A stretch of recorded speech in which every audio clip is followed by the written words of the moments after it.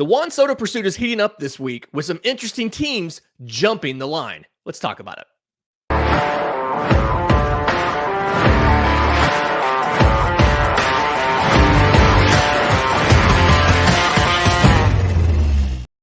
Yes, welcome on in to First Pitch for Tuesday, November 12th, your source of news, notes, and updates on Major League Baseball. I'm your host, Lindsay Crosby. Follow me on Twitter at Crosby Baseball. He's Christian Rauh, Christian S. Rauh, R-A-U-H on the Twitter machine.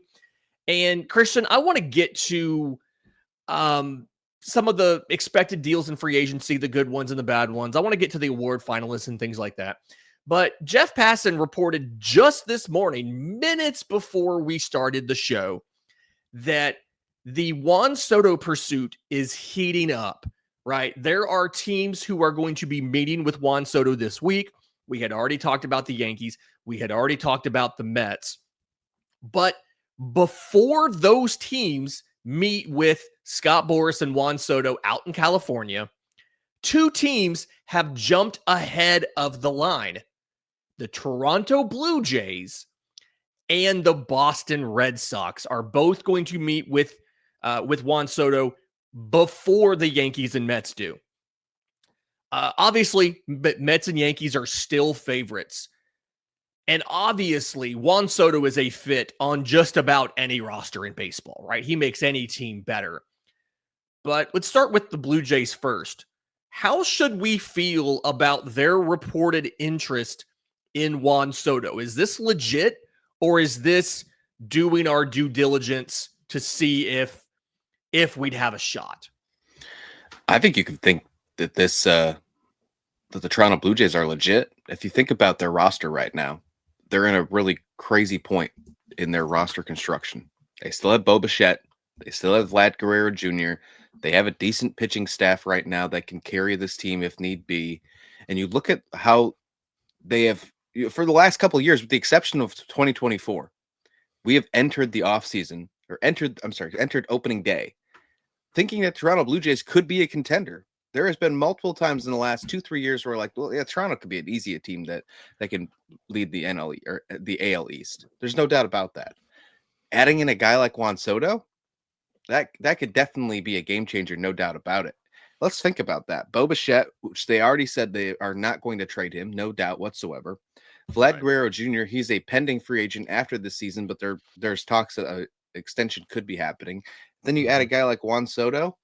I mean, there's your three hitters right there, Lindsay. We talk about that all the time when you get to the postseason. So I do think that's really interesting. I think they're legit. I think this could be a really legit thing. Let's see if the plane ride actually happens, because we know it didn't happen to Shohei Ohtani. But if it does happen and the Blue Jays are the first in line, then that's definitely an interesting little card in the mix that I wasn't counting for. Yeah, and what I think helps with this, if they are able to land Juan Soto, I mean, we've already established he makes any team better, right? He was a spoiler alert for the next segment. He was an MVP finalist this year. But when you look at their starting roster, I'm going off of Fangraphs right now.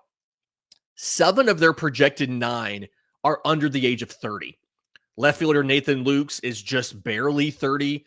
George Springer is the old man in the group at 35. Everybody else is 26, 27, 25, 23. And so adding a 26-year-old and Juan Soto into this group, you can really see how this could make them significantly better. He instantly would slot into George Springer's right field position. Springer would be able to move to DH, which is filled right now by Spencer Horwitz. You have a lot of young pieces here. And you're right that Bo Bichette's a free agent soon. Vlad Guerrero Jr. is a free agent soon. Guerrero feels like a much better lock to get a contract extension than Bichette does. Although, if you think Bichette's going to rebound, try to buy him low on an extension now. I don't think he's going to take it, but you could always try. But this is definitely something where, yeah, they've looked for a running mate for Vlad Guerrero for a while. They thought they had that guy in Bo Bichette. It turns out he's not the guy we thought he was. He batted .225 this year, 4 homers, 5 stolen bases, and just about, I think, 336 plate appearances. Significantly underperforming what he was capable of and what he's shown flashed in the past. But Soto, I mean, you instantly would have to assume this was one of the, not the, but one of the favorites in the American League East to battle with the Yankees and the Orioles. So I'm buying this too. I'm buying that Toronto has the money. Toronto could sell the ability to market him and Vlad to an entire country of Canada, right? Yeah. And the fit on the roster without having to make any significant sacrifices. Although I do wonder, would you be able to re-sign Vlad if you have to commit $600 million to Soto? The Boston Red Sox, though, I'm a little bit less sold on the fit here, simply because, I mean, this means you have to move on from somebody. Your outfield right now, Willie Abreu in right, I think was good enough to be a Rookie of the Year candidate. He didn't make the list. Again, spoiler alert for the next group. Ceddanne Raphael in center, Jarren Duran in left, Masataka Yoshida is your DH. You're taking, obviously, you are better when you put Juan Soto in this lineup. You're better in any lineup. But the delta between who he could be replacing and who you have to bench for this isn't as significant. Now, we know the Red Sox ownership group has the money. We also know they haven't been willing to spend it on the Boston Red Sox roster. They're preoccupied with their soccer dealings, with all of their other stuff. But this just doesn't really strike me as incredibly likely when you look at the history of a team that wouldn't pay Mookie Betts, that wouldn't pay Xander Bogaerts. They moved Mookie for not a lot of pieces left on the roster. They let Xander Bogaerts leave in free agency, and they finally signed Rauh because they couldn't let three big free agents leave. The fit here doesn't make nearly as much sense as it did for Toronto. And so I think this is more just due diligence than it actually is a legitimate pursuit of Juan Soto. It would definitely change the idea for most fans in Boston, though, how they view John Henry. There would be no doubt about that. After the Mookie Betts, after Xander Bogaerts, after all that stuff, it would definitely change the entire last decade narrative of how they feel about the Red Sox owner, for sure. I don't feel like it's going to happen either. I don't think it's the right fit as well. But the Red Sox are a surprising team, and they could easily get into this mix, and it would not be, when it was said and done, I don't think that they're going to be the team that lands Juan Soto, but if they were the team, I would not be surprised, just because who we are talking about, just because they do have the financial compensation to do so, as you mentioned. I want to real quick just jump real fast back to, no, actually continue. We'll talk about, I have something about the Blue Jays, though, before we end this one. I'm really interested about it. Okay. Real quick, when I'm thinking about the roster fit for Juan Soto in Boston, and I don't know why I didn't think of this when I was talking earlier, I guess the best thing you could do is move Ceddanne Raphael to short, move Trevor Story over to second to fill that hole they haven't been able to fill at second, let Jarren Duran play center, put maybe you put Juan Soto in left in the short porch and the short field and left. Maybe you move Willie Abreu over there. But it feels like, now that I think about it, you can make this work. And the person you're replacing in the lineup is whoever, David Hamilton, Vaughn Grissom, whoever would have been your second baseman. But it's still not a perfect fit. What was your thought on the Blue Jays? Well, a perfect fit for the Red Sox would be if they signed Juan Soto, they could trade a guy like Willie Abreu to the White Sox and also get Crochet. I mean, that would be like the perfect fit for Boston.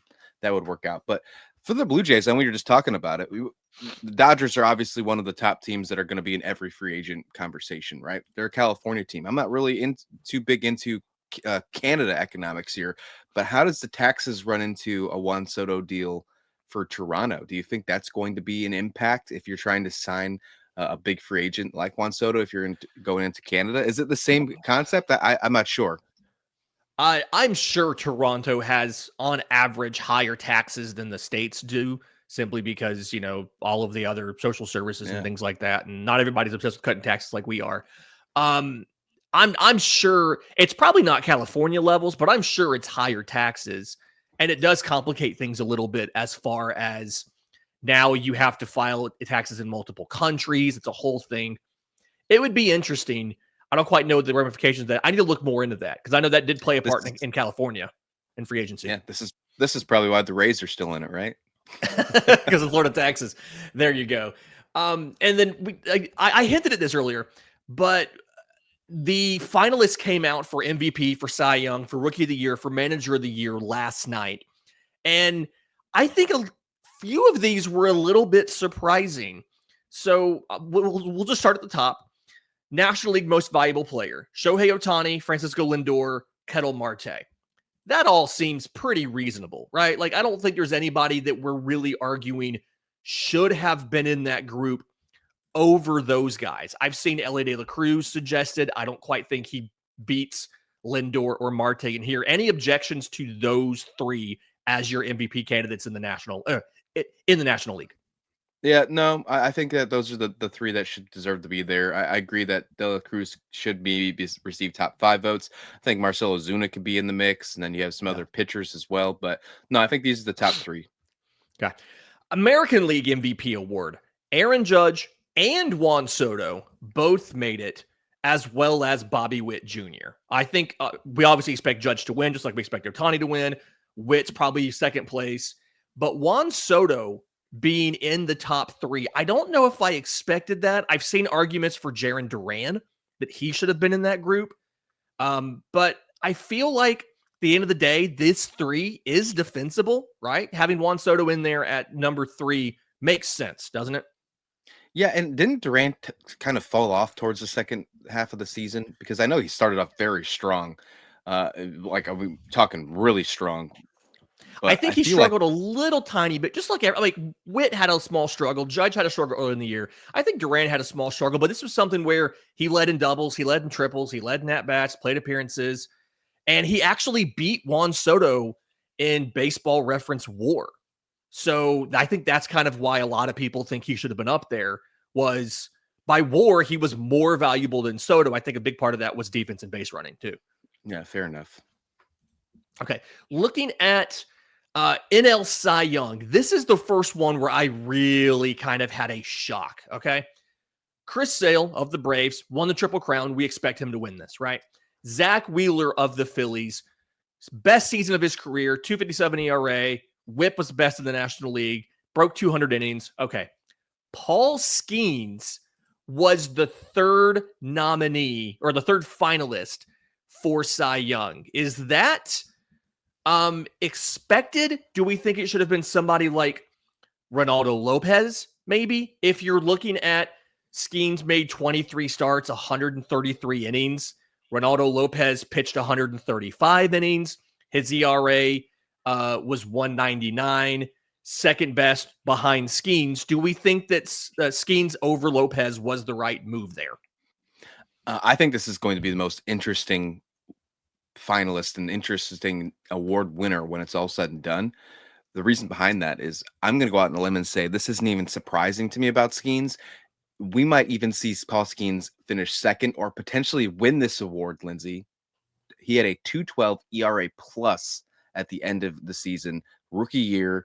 If it wasn't for an innings, really the only issue he had was innings compared to all the rest of them. Chris Sale, I do think, deserves this still. He did win the Triple Crown, but I would not be shocked to see Paul Skeens finish second in this award or even remotely win this one because of how he finished or how he just had his season. But no, I don't think it's surprising that he's in this one. Yeah, I think the thing for me is Skeens over Ronaldo Lopez. The more that I think about it, Skeens' innings were because he didn't come up until May 11th, and Lopez did go in the IL multiple times. And so, I think I'd understand that. It is going to be frustrating if Sale pitches 177 innings, leads the majors and wins an ERA, has the Triple Crown, and doesn't win to a guy who pitched 50 less innings than him, right? That's going to be, or 44. That's going to be frustrating, but I do think he's going to be in here. And I think the fact that he's in this means that when we get to Rookie of the Year, I don't think we're going to be surprised about the winner of that one. Looking at the American League Award, Tariq Skubal of the Tigers, Triple Crown winner in the American League. We expect him to win this. Seth Lugo of the Royals, 206 2/3 innings, an even ERA of 3, and this is what's great. Run value on his fastball, the 94th percentile. Run value on his breaking ball is 99th percentile. Like, just domination with just about everything that he did, right? And the third guy, Emmanuel Clase, They vote on this before the postseason. He had a 0.61 ERA in the regular season and led the American League with 47 saves. Is this the right three to have for the Cy Young finalists in the American League? Or are we thinking somebody like Framber Valdez was a little bit overlooked in this in place of Lugo? Yeah, I think Framber could have been overlooked. I think Corbin Burns could have been overlooked in this one. But I really like seeing Emmanuel Clase in the award. I do think it's really interesting. Don't quote me on this. I looked up this quite some time ago. But I think Kenley Jansen was the last one to be a finalist as a reliever for the Cy Young. I don't think he finished actually a top 3. I think it was actually a 5th place finish. And I'm glad that you're looking it up. But Clase, I think he deserves to be a finalist, and it's cool that he's going to at least finish top 3. I think he should finish second. If it's all said and done, I think Tarek Skubal deserves this award. What he did this year, just like what we saw from Sale, winning the Triple Crown, that's an important part in this game. When you look at wins, ERA, strikeout, that's still an important part of this game. I know that when you look at Triple Crown from the other half, the batting position side of it, I don't think it's as important as the pitching side, but right. I do think Skubal deserves the AL Cy Young. I think you should put Clase second, and then I do think Lugo should be third because you could easily put him out for somebody else. Yeah, so I believe you are right on the Kenley Jansen thing. The last time it's the last time anybody finished in top 5, a reliever did. It's been 16 years since a reliever finished in the top 3. And the last reliever to win it was, I believe, Eric Gagne of the Dodgers in 2003. Wow, so that tracks. Yeah, he had an amazing year. Okay, so if we move on from this to Rookie of the Year, National League, we can guess the 3 names: Jackson Chourio, Jackson Merrill, Paul Skeens.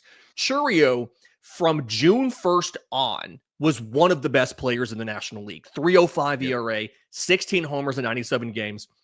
First player in MLB history to have a 2020 season before turning 21.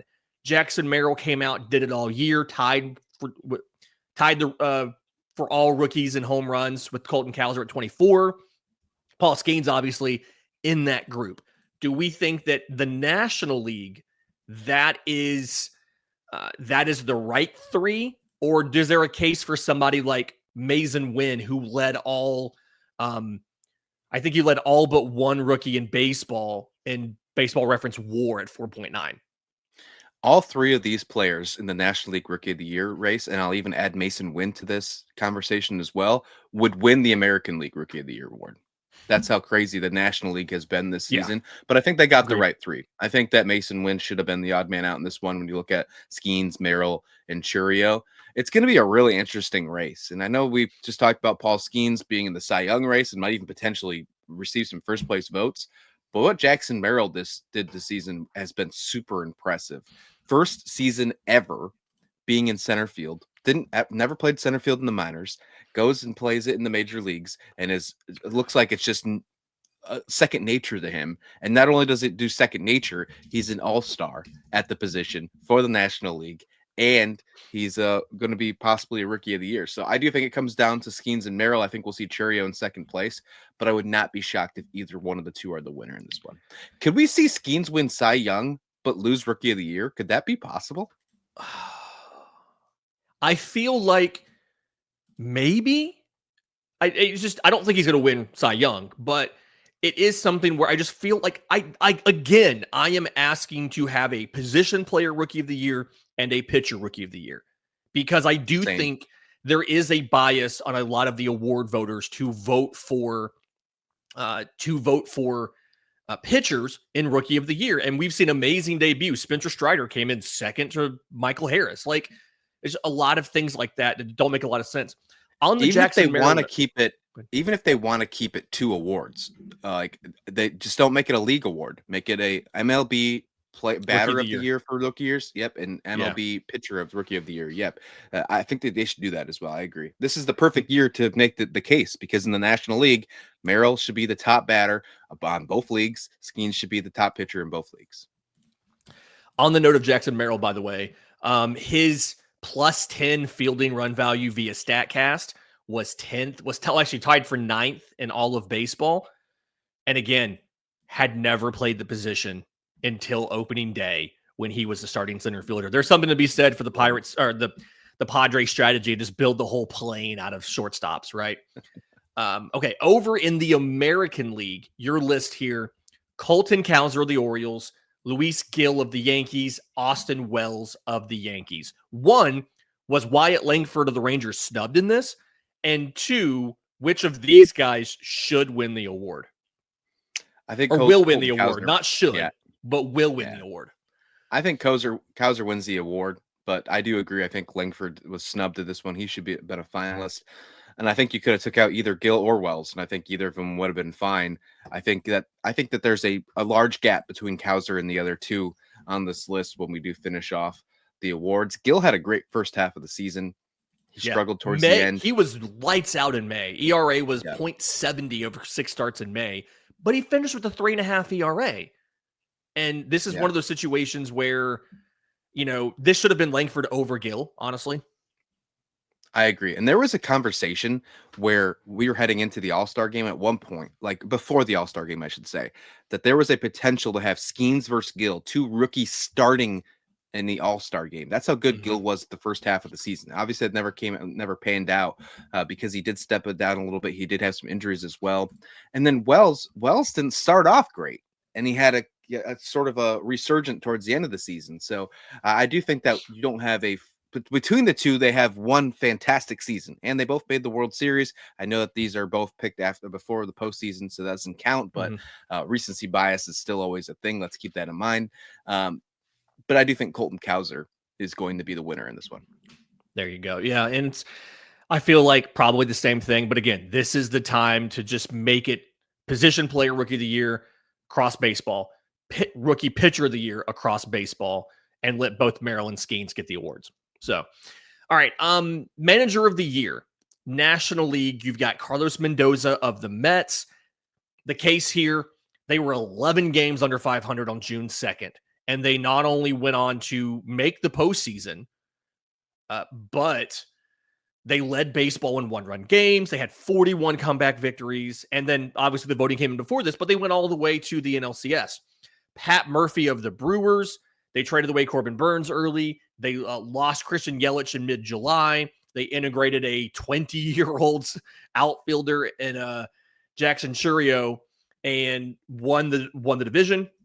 And then Mike Schilt of the Padres, not only making the postseason, but almost chasing down the Dodgers.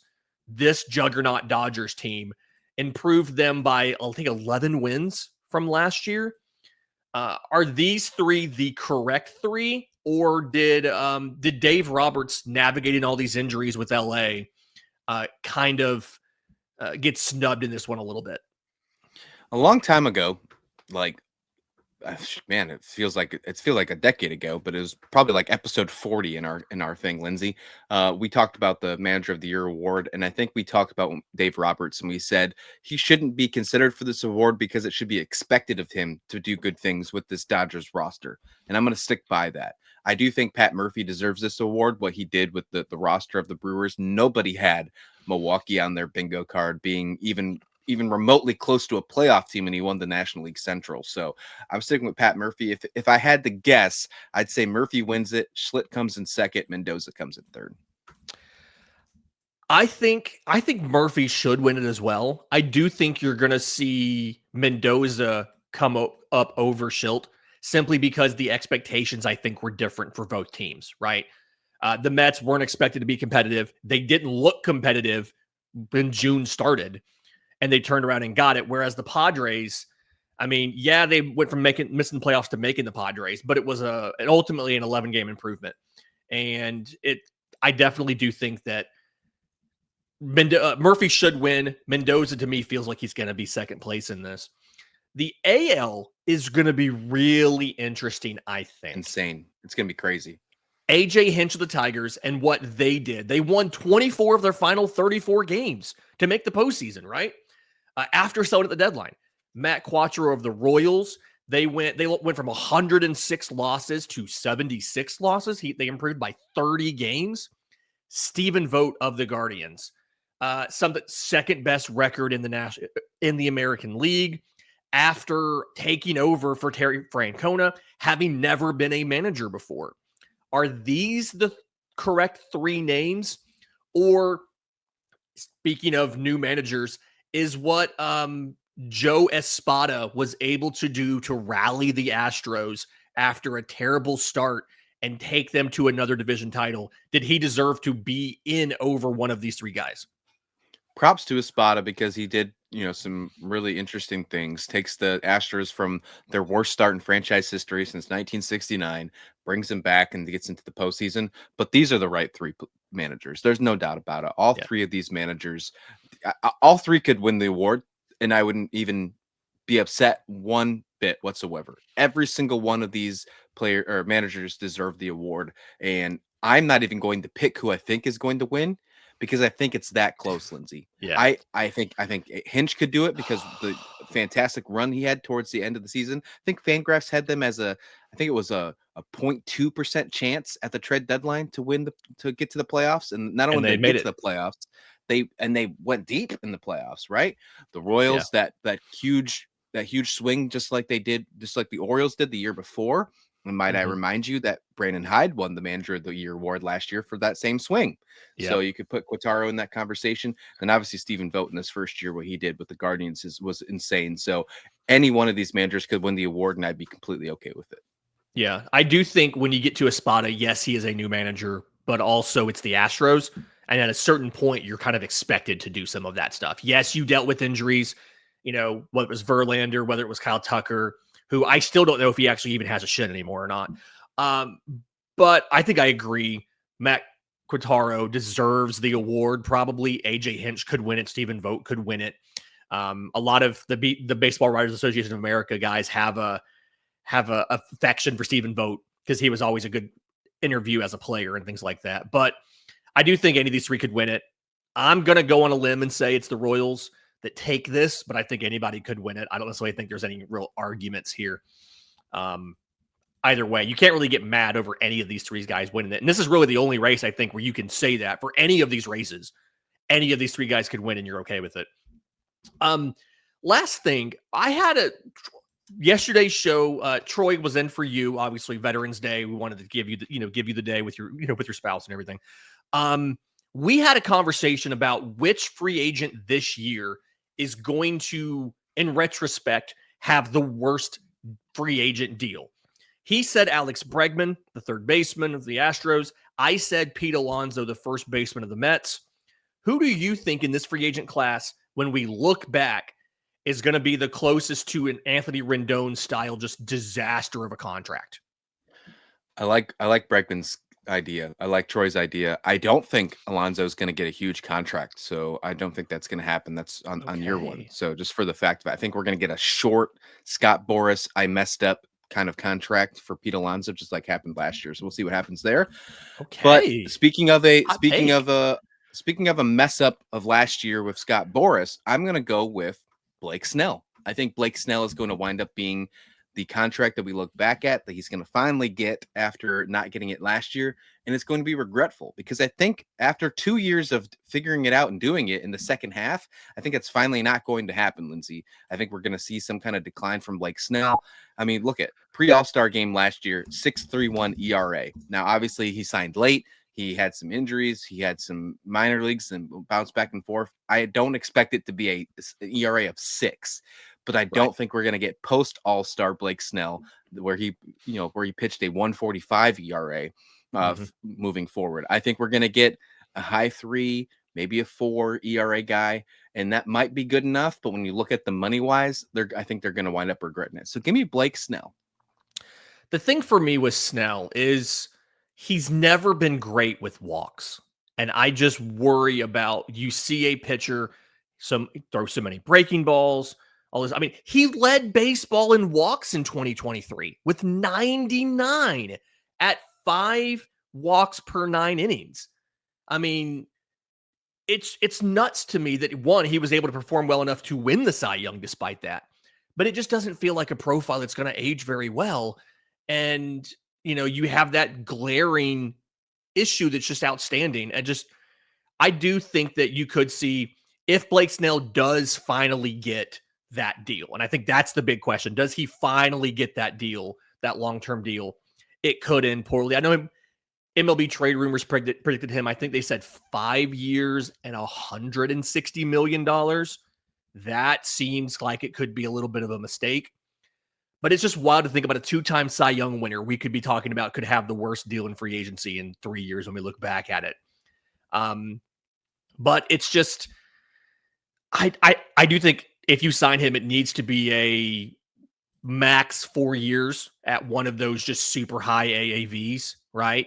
Not, maybe you probably end up having to go close to the Verlander, Scherzer, Wheeler tier of somewhere close to 38, $40 million. But I do think not getting him for 6 years is probably the key. And if this deal is any longer than 4, I think you're probably majorly regretting anything after the 4th year. And even the 4th year, you're probably not thrilled with what you get simply because the flaws are there for Blake Snell. There is a possibility, Lindsay, that 2 of those 3 players could wind up on the same team. We could see a Snell and Bregman on the same team, or we could see a Snell and Alonso on the same team. And that would be absolutely wild if that happens. If the 3 of us are predicting them to have bad contracts. I do like Troy's though. I'll have to agree with him. Out of the batters, I think Bregman is going to be that contract as well. I can't agree with you on the Alonso one just because I think it's going to be a short-term one though. Yeah, I mean, maybe a lot of teams have just gotten better about a bad defensive first baseman whose really only skill is mashing home runs and how that hits an aging curve. So maybe baseball's gotten better from the days of like Ryan Howard. That was the comparison I made on the show yesterday. So this has been First Pitch for Tuesday, November 12th. If you're listening on audio, do us a favor. Leave us a 5-star review with some good words, some nice comments for us. If you're on YouTube, subscribe to the channel, hit the notification bell. Maybe also leave us a 5-star review with some nice words because we always love words of affirmation. That's our love language over here on First Pitch. And until next time, this has been First Pitch.